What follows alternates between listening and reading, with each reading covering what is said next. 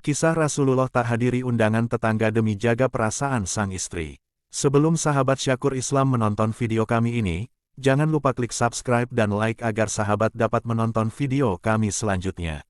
Rasulullah pernah menolak mendatangi undangan dari tetangganya karena menjaga perasaan istrinya, Sayyidah Aisyah.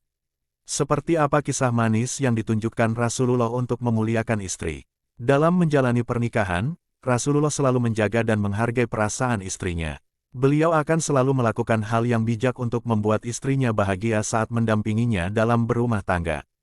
Dikisahkan dalam buku 115 kisah menakjubkan dalam kehidupan Rasulullah oleh Fuad Abdurrahman, setelah pernikahan Rasulullah dan Aisyah, keduanya pindah ke rumah baru. Kediaman Rasulullah dan Aisyah berada di samping Masjid Nabawi. Bukan rumah yang mewah dan megah, bangunan itu berdiri dengan fondasi dan dinding berbahan tanah liat serta beratap anyaman pelepah kurma.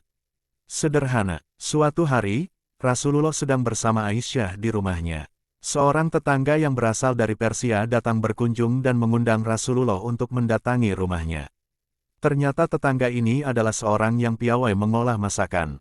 Ia ingin Rasulullah datang ke rumahnya dan mencicipi hidangan buatannya. Rasulullah yang saat itu sedang bersama Aisyah, lantas bertanya, "Saudaraku, apakah Aisyah istriku juga diundang?" "Tidak, wahai Rasulullah," jawab orang Persia itu. Ternyata, ia menyiapkan hidangan itu hanya untuk Rasulullah. Mendengar jawaban orang Persia itu, Rasulullah berkata kepada sang istri tercinta, "Wahai Aisyah, engkau tidak diundang." Merasa sungkan menerima undangan tanpa mengajak istri tercinta, Rasulullah lantas menolak dengan halus undangan tetangganya itu. Di kemudian hari, sang tetangga ini kemudian mencoba mengundang Rasulullah lagi untuk hadir di rumahnya dan mencicipi masakan buatannya.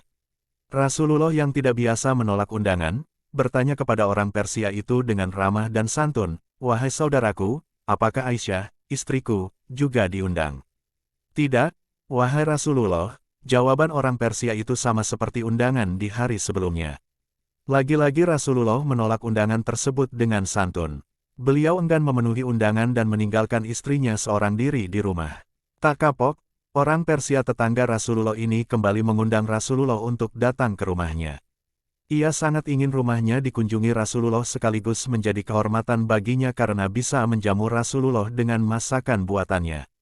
Dan, untuk ketiga kalinya pula Rasulullah bertanya kepada orang Persia itu dengan ramah dan santun, "Apakah Aisyah, istriku, juga diundang?"